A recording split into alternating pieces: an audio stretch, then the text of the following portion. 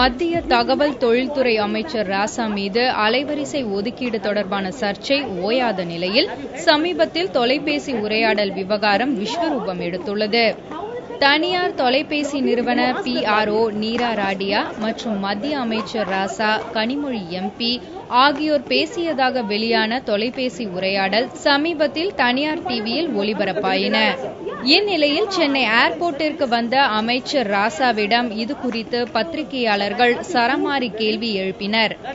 அப்போது வேகமாக நடந்து கொண்டே அமைச்சர் ராசா பதில் கூறியபடி சென்றார். ஒரு கட்டத்தில் தொடர்ந்து எழுப்பிய கேள்விகளால் அவர் டென்ஷன் ஆனார்.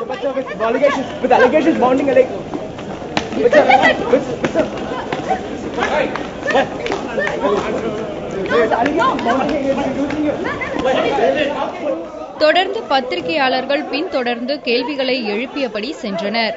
அவரது உதவியாளர்கள், நிருபர்கள் மற்றும் கேமராமேன்களை பிடித்து தள்ளினார். இதனால் தள்ளுமுள்ளு ஏற்பட்டது.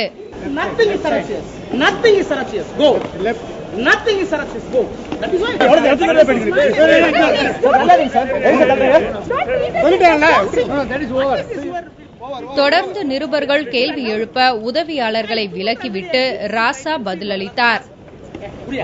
Nothing is surreptitious. I am not a fool to believe a third force can offer a ministerial berth other than Dr. Kalaignar, my leader, Prime Minister and Mr. Sonia Gandhi. I was very clear and cut.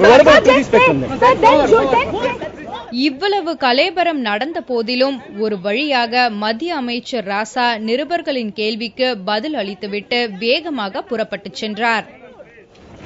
I went to the script, I reacted on the script. Okay, you...